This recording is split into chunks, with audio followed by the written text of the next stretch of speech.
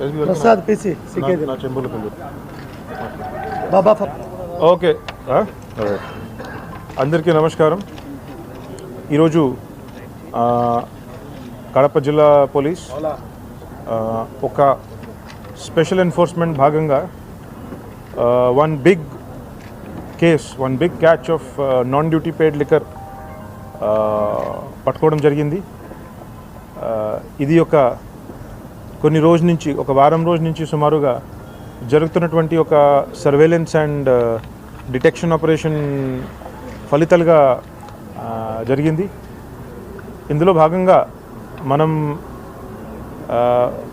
బయట స్టేట్ నుంచి మన స్టేట్కి ఆర్గనైజ్డ్గా ఒక సిండికేట్గా